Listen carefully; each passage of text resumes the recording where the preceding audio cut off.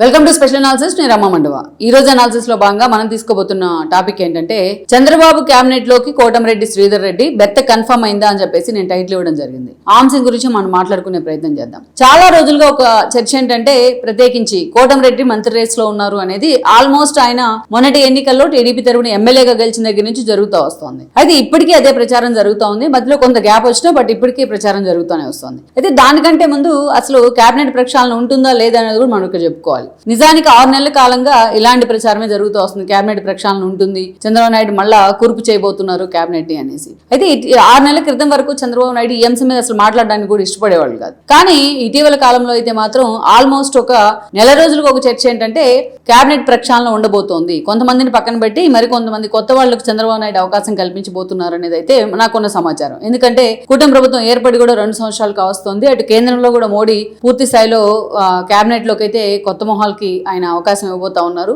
So ఈ క్రమంలోనే రాష్ట్రంలో కూడా కేబినెట్ ప్రక్షాళన ఉంటుంది అనేది అయితే ఒక చర్చ. అయితే ఇక్కడే ఏదైతే మనం ఆల్రెడీ కొంతమంది పేర్లు సజెస్ట్ చేస్తూ నేను ఆశావహ లిస్ట్ లో ఎవరున్నారు అని చెప్పేసి 1-2 పేర్లు కూడా నేను ఇటీవల కాలంలో వీడియోస్ చేస్తా ఉన్నాను. అలాగే వేరే నెల్లూరు జిల్లాకు వచ్చినప్పటికీ ఈ రోజు కోటమిరెడ్డి పేరు చాలా ప్రముఖంగా వినిపిస్తూ ఉంటుంది. ఎందుకు వినిపిస్తూ ఉంటుంది అంటే కోటమిరెడ్డి అంటేనే టక్కున అందరికీ గుర్తొచ్చేది ఏంటంటే ఆయన ప్రజల మనిషి అనేది. చాలా మంది ఎమ్మెల్యేలకు అపార్ట్ ఫ్రమ్ పార్టీస్ ఏదైతే ఒక ఇండివిజువల్ ఇమేజ్ ఉంటుంది. అలాంటి వాళ్ళలో ముందుండే వాళ్ళు ఎవరంటే కోటమిరెడ్డి శ్రీధర్ రెడ్డి. మీరు వేరే ప్రకాశం జిల్లా పక్కనే ఉన్న ప్రకాశం జిల్లాకు వచ్చిన ఒక గొట్టిపాటి రవి, అదేవిధంగా ఒక ఏలూరు సాంబశివరావు, వీళ్ళందరికీ పార్టీ ఇమేజ్ తో పాటు వాళ్ళకి దానికి అతీతంగా వాళ్ళకి ఇండివిజువల్ ఇమేజ్ ఉంది. ఇండివిజువల్ గా ఎక్కడికి వెళ్ళినా వాళ్ళు ప్రజల కోసం ఉంటారు, నిలబడతారనే పేరు ఉంటుంది. సో ఆ ఇమేజే వాళ్ళని ఎప్పుడు కూడా అక్కడ గెలిపే లక్ష్యంగా వెళ్తా ఉంటారు, అదే దిశలో వెళ్తారు, కానీ ఓటమిరిగిన నాయకులుగా పేరు ఉంటుంది. అలాంటి వాడే కోటమిరెడ్డి శ్రీధర్ రెడ్డి కూడా. ఇక్కడ బ్యాక్గ్రౌండ్ ఎక్కడి నుంచి వచ్చారు, ఆయన బ్యాక్గ్రౌండ్ ఏంది అనేది మనం పక్కన పెడితే ఎప్పుడు కూడా నిత్యం ప్రజల మనిషిగా నిత్యం ప్రజల్లోనే ఉంటాడు అనే యాంగిల్లో కోటమిరెడ్డి మీద ఎవరికైనా సరే సాఫ్ట్ కార్నర్ ఉంటుంది. ఏ ఇష్యూ వచ్చినా ప్రజల కోసం తాను ముందుంటాడు అనే పేరు ఉంటుంది. లోకల్ గా మీరు వెళ్ళి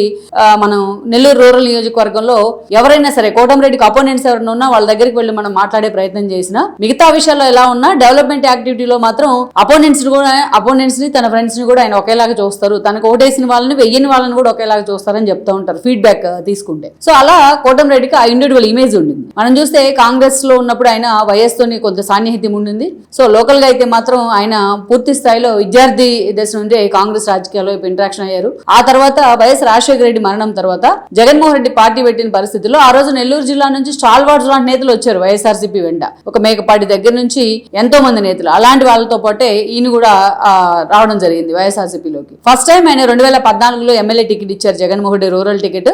అక్కడి నుంచి ఫస్ట్ టైమే గెలిచి ఎమ్మెల్యే కావడం జరిగింది.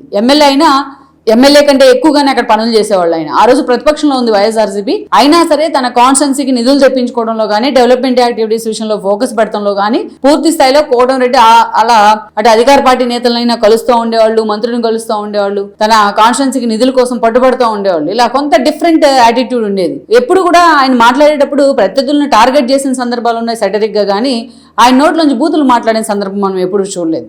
వెన్ కంపేర్డ్ విత్ అనిల్, పక్కనే ఉన్న అనిల్తో కంపేర్ చేస్తే కోటమిరెడ్డి ఏజ్ లో పెద్దోడే, కానీ ఎప్పుడు కూడా బూతులు మాట్లాడింది మనం చూడం.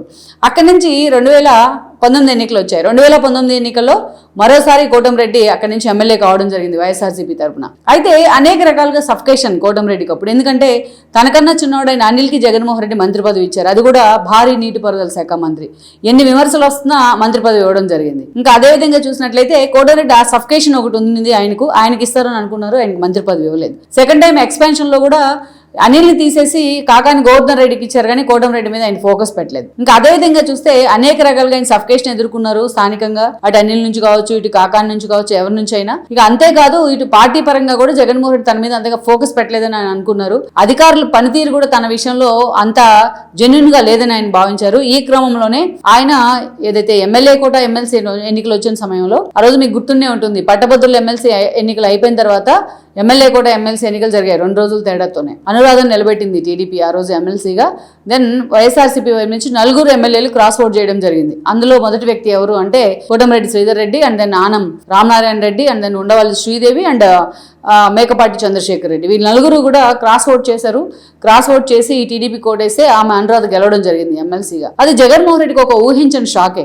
అప్పటిదాకా ఏదైతే అంత అసంతృప్తి ఉంది తన పార్టీలో, తన పార్టీ ఎమ్మెల్యేలో అని కూడా ఎవరికి తెలియదు. ఆ పార్టీలో జగన్మోహన్ రెడ్డి కూడా దాన్ని అసెస్ చేయలేకపోయారు. నిజంగా ఎప్పుడైనా సరే ప్రతిపక్షంలో ఉన్న వాళ్ళు అధికార పార్టీ వైపు వెళ్ళడానికి ట్రై చేస్తూ ఉంటారు, కానీ ఇక్కడ వైస్ వర్సా జరిగింది. ఇక్కడ అధికార పార్టీ నుంచి జగన్మోహన్ రెడ్డికి నెగిటివ్ గా ఓటేసి వాళ్ళు ప్రతిపక్ష పార్టీ వైపు వెళ్ళడం జరిగింది, టీడీపీ వైపు వెళ్ళడం జరిగింది. దెన్ అప్పటి నుంచి వాళ్ళని పార్టీ నుంచి సస్పెండ్ కూడా చేయడం జరిగింది. సో ఈ పరిణామాల తర్వాత ఆయన టీడీపీలోనే అఫిషియల్ గా కొనసాగుతూ వచ్చారు. మొన్నటి ఎన్నికల సమయంలో కూడా ఆయనకి ఎమ్మెల్యే టికెట్ ఇస్తే మరోసారి ఆయన ఎమ్మెల్యేగా గెలవడం జరిగింది, కోటంరెడ్డి శ్రీధర్ రెడ్డి. గెలిచిన తర్వాత ఈ రోజు అధికార పార్టీలో ఉన్నారు ఆయన. చంద్రబాబు నాయుడు ఫస్ట్ క్యాబినెట్ లోనే కోటంరెడ్డికి పదవి దక్కుతుందని అందరూ అనుకున్నారు. ఎందుకు అనుకున్నారు అంటే కోటంరెడ్డి వన్స్ పార్టీలోకి వచ్చిన దగ్గర నుంచి టీడీపీని కూడా ఆయన ఓన్ చేసుకున్నారు, టీడీపీ కూడా ఆయన ఓన్ చేసుకుంది. మీరు చూస్తే లోకేష్ పాదయాత్ర నెల్లూరు జిల్లాలో ఆ స్థాయిలో సక్సెస్ అవడానికి కోటంరెడ్డి భాగస్వామి ఎవరు అవునన్నా కాదన్నా ఉంది. సో అలా లోకేష్ దగ్గర కూడా ఆయన మంచి మార్కులు పడ్డాయి. సో అందరితోనూ కలుపుకుపోయే తత్వం కానీ, అందరికి పెద్ద నెగిటివ్ గా అక్కడ ఎవరిని కూడా పోయి వాళ్ళ మీద ఫైటింగ్లకు గొడవలకు వెళ్ళే మనస్తత్వం కానీ ఆయన లేకపోవడం, ఇవన్నీ కోటంరెడ్డికి అయితే ఒక ఇండివిజువల్ ఇమేజ్ పార్టీలో క్రియేట్ చేశాయి. సో అందుకే టికెట్ ఇవ్వడానికి కూడా పెద్దగా ఎవరు అడ్డుపడలేదు. దెన్ మొన్నటి ఎన్నికల్లో మరోసారి అక్కడి నుంచి ఎమ్మెల్యేగా గెలిస్తే, బట్ క్యాబినెట్ ఎక్స్పాన్షన్ దగ్గరికి వచ్చేటప్పటికే నారాయణ ఆల్రెడీ మంత్రిగా చేస్తున్నారు, చంద్రబాబు నాయుడుకి ఆయన ఆబ్లిగేషన్ అయ్యారు. సో నారాయణకి మంత్రి పదవి ఇవ్వాల్సి వచ్చింది. ఆనం రామనారాయణ రెడ్డి సీనియర్ కాబట్టి కోటంరెడ్డితో కంపేర్ చేస్తే అతనికి మంత్రి పదవి ఇవ్వాల్సి వచ్చింది. సో ఈ క్రమంలోనే కోటంరెడ్డిని పక్కన పెట్టాల్సిన సందర్భం ఉండింది.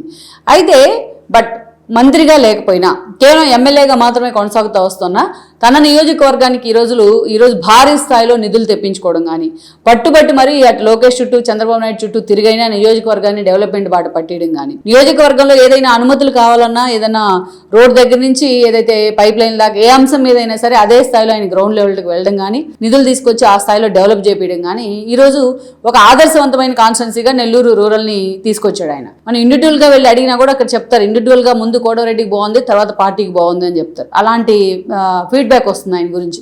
సో అలా ఆ కోటంరెడ్డి ఈరోజు రేస్లో ఉన్నారనేది మంత్రివర్గ రేసు చాలా రోజులు ప్రచారం జరిగింది. కానీ ఆయన మీద వచ్చిన కొన్ని నెగిటివ్ ఇంపాక్ట్, కొంత నెగిటివ్ చర్చ జరిగింది. కొంచెం లోకల్గా ఉన్న కేసుల్లో కానీ మిగతా విషయాల్లో కానీ చాలా ఇష్యూస్ జరిగాయి. కోటంరెడ్డి పేరు ప్రముఖంగా వాటిలో వినిపించింది. కోటంరెడ్డి ప్రత్యర్థులు వాటిని తెర మీద తీసుకొచ్చారని చెప్పారు. కానీ ఇప్పుడిప్పుడే అవన్నీ మొత్తం వాళ్ళు సృష్టించిన అభూత కల్పనలని అర్థమవుతోంది. సో అందుకే ఈరోజు అది కూడా కాకుండా ఇంకోటి ఏంటంటే ఇక్కడ మెయిన్ విషయం కోటంరెడ్డితో పాటు ప్రశాంత్ రెడ్డి పేరు కూడా ప్రముఖంగా వినిపించింది. సో ప్రశాంత్ రెడ్డి రేస్లో ఉన్నట్లయితే కోటంరెడ్డి వెనక్కి తగ్గుతారేమో అన్న చర్చ జరిగింది.